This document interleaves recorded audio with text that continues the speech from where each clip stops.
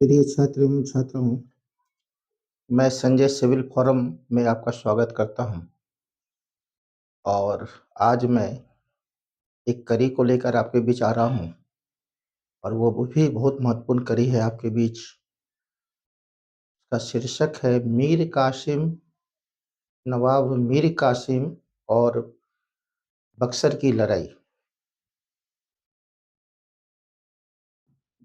मीर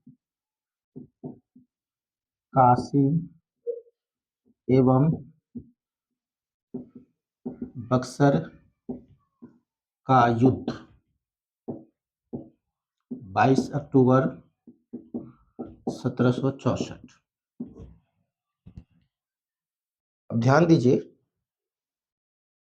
कि पिछले क्लास में मैंने बताया था प्लासी का युद्ध 23 जून 1757 को षड्यंत्र के द्वारा लॉर्ड क्लाइव ने मीर जाफर को अपनी ओर मिलाकर योग्य नवाब सिराजुद्दौला को प्लासी के युद्ध में हरा देता है और सिराजुद्दौला की मृत्यु हो जाती है।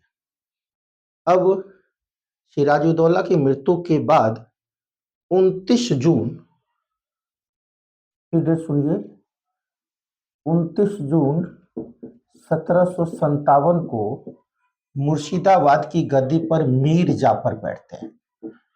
कौन बैठते हैं? मीर जाफर बैठते हैं। क्योंकि यह लॉर्ड क्लाइव के कठपुतली नवाब थे और इसमें कोई योग्य शासन की क्षमता नहीं थी और मीर जाफर ने 24 परगना की जो राजस्व है वो लॉर्ड क्लाइव को प्रदान कर देते हैं, यानी अंग्रेज को प्रदान कर देते हैं। ये ध्यान दीजिएगा, 24 परगना, 24 परगना का राजस्व कौन वसूल कर रहा है? अंग्रेज। ये कौन दे रहा है? मीर जाफर। इसके अलावा प्लासी के युद्ध में जो 50 लाख रुपया युद्ध में लगा था अंग्रेज को, वो 50 लाख रुपया भी अंग्रेज को मीर जाफर देते हैं। लॉर्ड क्लाइव को व्यक्तिगत कई रुपये देते हैं, यानी पूरे बंगाल का जो खजाना है वो अंग्रेज जो है प्लासी के युद्ध के बाद लूट लिया। यानी समूचे भारत का सबसे राजस्व जहां से बंगाल आता था उसका रेवेन्यू जो है अंग्रेज काफी लूट लिया इस युद्ध के बाद, प्लासी के युद्ध के बाद। और लॉर्ड क्लाइव सिर्फ कठपुतली है, तो अधिकार और पदोन्नति ये सभी अंग्रेज के पास अधिकार थे। लॉर्ड क्लाइव सिर्फ कठपुतली था। बाद में इसे अफसोस होता है, फिर वो डच से जाकर मिलता है कि अंग्रेज पर अंकुश रखा जाए। फिर डच को क्या करता है अंग्रेज? बेदरा के युद्ध, बेदरा है कहाँ? बंगाल में।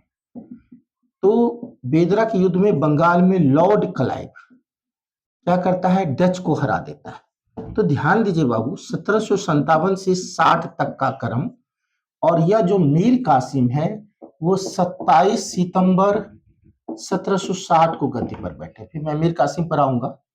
तो 1757 में डच को हराते हैं बेदरा के युद्ध में अंग्रेज, और 1760 में बॉन्डीवास का युद्ध में यह फ्रांसीसी को हराते हैं। तो आप देख लीजिए कि बेदरा का युद्ध, यानी दो इसके प्रबल प्रतिद्वंदी कंपनी है, एक डच है और एक फ्रांस है। इस दोनों की भारत में भविष्य जो खत्म हो गई, बेदरा के युद्ध में डच की भविष्य खत्म हो गई और बॉन्डीवास के युद्ध में फ्रांस की भविष्य खत्म हो गई। अब सिंगल कौन बच रहे हैं? मजबूत अंग्रेज। और अंग्रेज भी आप देख रहे हैं कि बंगाल में अप्रत्यक्ष शासन उसकी आ जाती है प्लासी युद्ध के बाद, और अकूत रुपया वो धन हासिल कर लेता है। अब धीरे धीरे उसकी जो लालसा है, विपाशा है धन की, वो बहुत बढ़ती जा रही है। अब वो चाह रहा है कि समूचे बंगाल पर हम उसको नियंत्रण कर ले, क्योंकि बंगाल सबसे ज्यादा पैसे वाला जगह है। वहां से अगर हमको राजस्व आ जाता है, दीवानी प्राप्त हो जाती है, तो मेरे लिए बहुत ही अच्छा होगा और अंग्रेज यहाँ भारत में स्थापित हो जाएंगे। तो बेचारा मीर जाफर थक जाता है धन देते देते। फिर जब वो बेदरा के युद्ध में डच से मिलता है तो फिर मीर जाफर को कैद कर लेता है और मुर्शिदाबाद ले आता है। कहाँ ले आता है? मुर्शिदाबाद। और मुर्शिदाबाद शहर को कौन बसाया था? मुर्शिद कुली खां, जो बंगाल के पहले स्वतंत्र नवाब है, यही मुर्शिद कुली खां बसाए थे और ढाका से अपनी राजधानी मुर्शिदाबाद लाए थे। तो बंगाल के जितने नवाब है उसकी राजधानी मुर्शिदाबाद है। तो मीर जाफर को कहा जाता है मुर्शिदाबाद, और 15,000 मासिक पर, कितना पर? 15,000 मासिक पर मीर जाफर जो है मुर्शिदाबाद में रहना पसंद करते हैं। अब जो अस्थाई गवर्नर है, क्या नाम है बाबू अस्थाई गवर्नर का? बैनसीटार्ट। ध्यान दीजिए फिर। तो बैनसीटार्ट जो है 27 सितंबर 1760 को मीर कासिम को नया नवाब बनाते हैं। कितने तारीख को बनाते हैं? 27 सितंबर 1760 को मुर्शिदाबाद की गद्दी पर नए नवाब मीर कासिम का आसीन होता है। अब मीर कासिम क्या करता है? अंग्रेज को, यह भी बहुत बड़े जिले थे, बर्धमान, मिदनापुर और चटगांव, इस 3 जिला की राजस्व अंग्रेज को प्रदान कर देता और इससे भी रेवेन्यू बहुत ज्यादा आता था। बदले में अंग्रेज बोलता है कि मैं आपको जरूरत पर सेना सहायता दूंगा और आपके शासन में आंतरिक मामला में कभी हस्तक्षेप नहीं करूंगा। यही समझौता होता है। अंग्रेज को बर्धमान, मिदनापुर और चटगांव की राजस्व मिलती है और प्रशासन के आंतरिक में वो हस्तक्षेप नहीं करने का वचन देता है और जरूरत पड़ने पर मीर कासिम को वो सहयोग करेगा सेना से। ये होती है। लेकिन आप ध्यान दीजिए, बंगाल के जितने नवाब थे उस सभी नवाब में सबसे योग्य नवाब मीर कासिम को माना जाता है प्रशासन एडमिनिस्ट्रेशन के रूप से। और वह एक योग्य नवाब है क्योंकि वह अपने गद्दी पर आसीन होने के पूर्व यह पूर्णिया में फौजदार के पद पर बहुत अच्छा काम कर चुका था, इसलिए इसके अंदर एडमिनिस्ट्रेशन पावर बहुत अच्छी थी और वह काफी योग्य नवाब है। तो जैसे वो गद्दी पर बैठता है, कौन बैठता है? मीर कासिम। तो वो देखता है कि जो मुर्शिदाबाद है, जहां अंग्रेज अपनी राजधानी रखे हैं, है ना, वहां पर मुर्शिदाबाद है, बंगाल के नवाब की राजधानी मुर्शिदाबाद है, वहां पर राजनीतिक षड्यंत्र राजनीतिक बहुत ज्यादा है।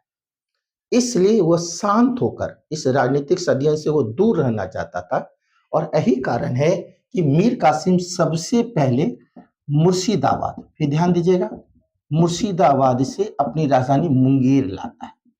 कहां लाता है? तो मीर कासिम सबसे पहला एक्शन लेता है कि अपनी राजधानी मुर्शिदाबाद से मुंगेर लाता है। क्यों लाता है? क्योंकि मुर्शिदाबाद उस समय राजनीतिक षड्यंत्र का केंद्र बिंदु बना हुआ था। यह भी एग्जाम में कई बार क्वेश्चन आते हैं। अब दूसरी बात होती है कि यह जो मीर कासिम है यह सेना का पुनर्गठन करना चाहता है, क्योंकि वह बहुत योग्य है ना, पुनर्गठन करना चाहता है। तो अपनी सेना को यूरोपीय पद्धति के आधार पर प्रशिक्षित कर रहा है, ट्रेनिंग दे रहा है और यूरोपीय कई योग्य व्यक्ति को अपनी सेना में भर्ती कर रहा है। कौन? मीर कासिम। तो अपनी सेना का आधुनिकीकरण कर रहा है, मॉडर्नाइज कर रहा है। कौन? मीर कासिम। तीसरा बात है कि अपनी राजस्व में, भू राजस्व में वो वृद्धि कर रहा है। कौन? मीर कासिम। और चौथा है कि वो दस्तक प्रणाली पर रोक लगाना चाहता है। इसका दुरुपयोग हो रहा था अंग्रेज के द्वारा दस्तक प्रणाली पर, उस पर वो अंकुश लगाना चाहता है। अब एक एक करके मैं इसको स्टेप बाय स्टेप बहुत अच्छा से आपको मैं समझा रहा हूं। तो पहले आप देखिए कि मुर्शिदाबाद से राजधानी कहाँ लाता है? मुंगेर। क्यों लाता है? क्योंकि उस समय राजनीतिक षड्यंत्र बहुत ज्यादा थे, इसलिए वो ले आता है। दूसरी बात क्या करता है? सेना। सेना को क्या करता है? वो प्रशिक्षित करता है। मुंगेर में चूंकि वो राजधानी बनाया था, तो मुंगेर में वो तोप खाना बनाने का कारखाना खोला। तोप खाना बाजार, अभी भी मुंगेर में तोप खाना बाजार है किला के बाहर। इसके बाद मुंगेर में उन्होंने बंदूक बनाने का कारखाना खोला। तो क्या क्या खोला? मुंगेर में बंदूक बनाने का कारखाना और तोप बनाने का कारखाना, तोप खाना बाजार बसाया और तोपों बनाने का वो कारखाना खोला। अब इसके लिए उन्होंने क्या किया? एक अर्मेनियाई अधिकारी, एक अर्मेनिया के थे, उसका नाम है गुरगिन खां, उसका वो नियुक्ति करता है, गुरगिन खां। और एक मुस्लिम है, उसका नाम है तकीब खां। तो इस अधिकारी का नियुक्ति करता है अर्मेनियाई गुरगिन खां और मुस्लिम में तकीब खां की वो नियुक्ति करता है सेना में। और अपनी सेना का पूरा दायित्व जो है एक जर्मन अधिकारी, एक जर्मन व्यक्ति हैं यूरोप के, कर्ल वाल्टर रीड, और इतिहास में इसको समरू के नाम से जाना जाता है। बहुत सारा ऑप्शन में आपको समरू भी मिलेगा। तो अपनी सेना का आधुनिकीकरण एक जर्मन अधिकारी जो बहुत योग्य व्यक्ति है, जर्मन में इसकी तूती बोलती थी, उसको नियुक्त करता है कर्ल वाल्टर रीड को, जो इतिहास में समरू के नाम से जाना जाता है ना। और यही कारण है कि अंग्रेज और मीर कासिम की जो लड़ाई हुई उसका वास्तविक कारण भी है कि मीर कासिम की महत्वाकांक्षा बड़ी थी, वो सेना को आधुनिकीकरण कर रहा था, अंग्रेज को इस बात की खटक लग रही थी, और मीर कासिम और अंग्रेज के बीच जो लड़ाई हुई उसका वास्तविक कारण भी यही है कि मीर कासिम की बढ़ती हुई सेना की शक्ति वो अंग्रेज को अच्छी नहीं लगी और वो युद्ध हुआ। अब बात आती है कि तीसरा बिंदु कि वो राजस्व में वृद्धि कर रहा है। तो अभी तक जो अधिकारी भ्रष्ट थे उस पर वो अंकुश लगाया रेवेन्यू को बढ़ाने के लिए, और अधिकारी से भी वो कर लिया, और वो कर का नाम है खिजरी जामा। नोट करते जाइएगा, खिजरी जामा। तो अधिकारी से भी वो कौन सा कर ले रहा है? खिजरी जामा कर को ले रहा है कौन? मीर कासिम। अब बात होती है चौथी और अंतिम, दस्तक प्रणाली। तो यह जो दस्तक प्रणाली है ये कर मुक्त परमिट थी, फर्गुसरियर के द्वारा अंग्रेज को मिली हुई थी, नहीं अंग्रेज को। और अंग्रेज इस दस्तक प्रणाली का दुरुपयोग कर रहे थे, भारतीय व्यापारी को भी यह दस्तक प्रणाली बेच देते थे, जिससे भारतीयों से मिलने वाला कर भी मीर कासिम को काफी कम होने लगा, जिससे उसकी रेवेन्यू बहुत घटने लगी। तो यह मीर कासिम कलकत्ता काउंसिल में यह प्रश्न उठाया कि आपके जो व्यापारी हैं वो दस्तक भारतीयों को बेच देते हैं, जिससे मेरा जो सालाना 25 लाख रुपया जो है टैक्स कम रहा है, यानी 25 लाख का सालाना उस समय मुझे राजस्व हानि हो रही है, इस पर रोक लगाया जाए। लेकिन इस पर चूंकि वो अंग्रेज तो मिला ही हुआ था, इस पर कोई एक्शन नहीं होता है, इसलिए मीर कासिम गुस्सा कर 1763 में ये क्या करता है, 2 वर्ष के लिए आंतरिक व्यापार सभी के लिए, भारतीयों के लिए भी दस्तक को मुहैया करा देता है। और ये अंग्रेज को अच्छा नहीं लगा, और यही कारण है कि मीर कासिम और अंग्रेज के बीच युद्ध हो जाता है।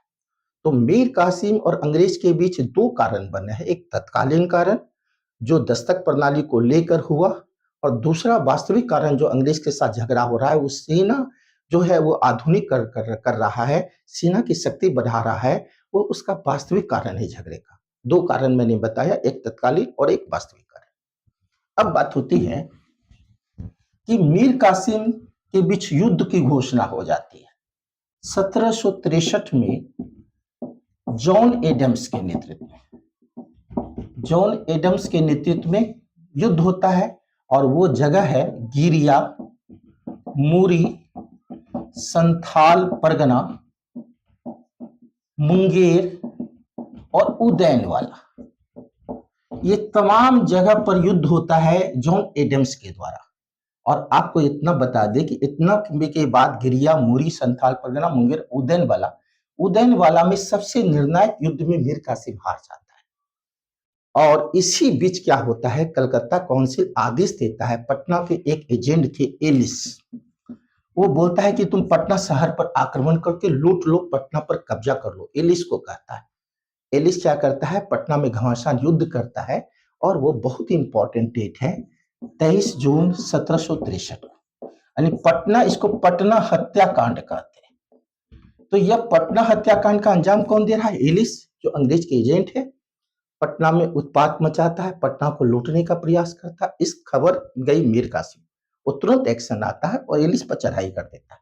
और एक बगल तो युद्ध में वो बिजी था एडम्स के साथ, वो गुस्सा जाता है और 148 व्यक्ति को जो बंदी थे अंग्रेज उसकी हत्या कर देता है मीर कासिम गुस्सा कर। और यही कारण है कि पटना हत्याकांड में 148 व्यक्ति को उत्तेजना पर गुस्सा कर मीर कासिम जान से मार देता है पटना हत्याकांड में। और वो डेट होती है 23 जून 1763 को। एलिस भी मारा जाता है, पटना हत्याकांड में एलिस भी मारा जाता है। अब बाबू यहाँ ध्यान दीजिए कि मीर कासिम जो है जान बचाकर मुंगेर की कष्टनी घाट से, एक गंगा किनारे घाट गई थी, उस गुफा से वो पहुंचता है अवध। और अवध के जो नवाब हैं सुजाऊ दौला, और उस समय मुगल सम्राट कौन है? शाह आलम द्वितीय।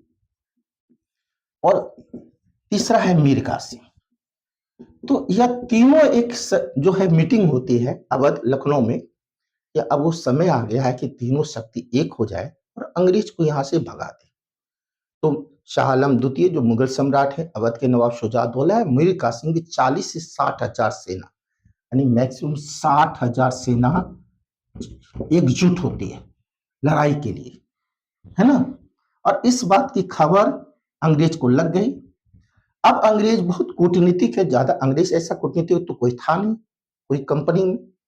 तो अंग्रेज क्या करता है, अवध के जो कुछ वफादार लोग थे, जो कमांडर थे सेना के, है ना, उसका नाम है साहू मल और जैन उल आबदीन, उसको घूस देकर मिला लेता है।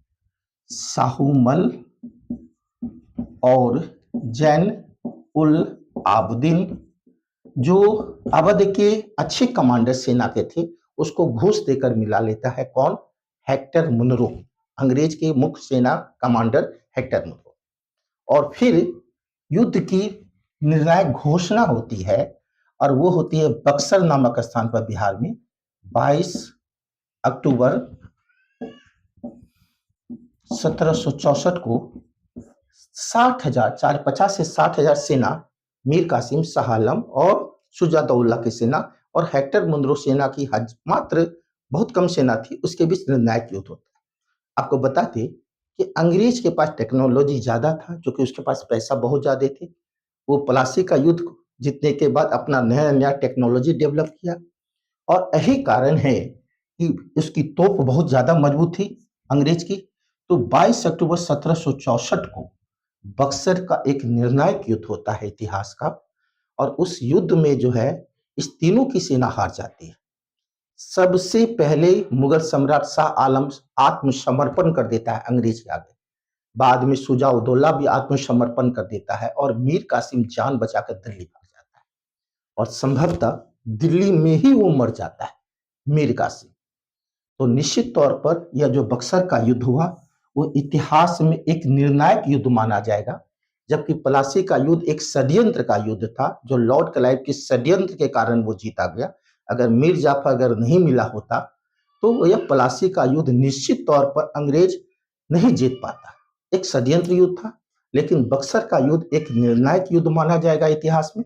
और बक्सर युद्ध के बाद बिहार, बंगाल, उड़ीसा की जो दीवानी है, जो अंग्रेजी की सपना थी, उसे प्राप्त हो जाता है। और बक्सर युद्ध के बाद वो उत्तर भारत में उसको कोई टक्कर देने वाला कोई नहीं था। उत्तर भारत में वो संपूर्ण एकाधिकार, राजनीतिक एकाधिकार प्राप्त कर लेता है। उत्तर भारत का वो स्वामी हो जाता है अंग्रेज। फिर दक्षिण भारत में अपनी शक्ति को बढ़ाने के लिए वो मराठा से लड़ता है, हैदर अली से लड़ता है, टीपू सुल्तान से लड़ता है, लेकिन उत्तर भारत में उसकी पूरी पकड़ बक्सर युद्ध के बाद हो गई, और यह इतिहास में एक निर्णायक युद्ध हो गया, बक्सर का युद्ध। तो निश्चित तौर पर फ्रेंड, मैं आपको इसको आज समझाया, आप इसको नोट कीजिए, समझिए, बच्चे को ज्यादा से ज्यादा शेयर कीजिए, और आप सफलता की ओर एकदम अक्षर रहिए। मैं बराबर वीडियो आप लोगों के बीच दे रहा हूं। तो फिर अगले वीडियो में मैं फिर आपके बीच आ रहा हूं, नेक्स्ट वीडियो में। इसी के साथ धन्यवाद।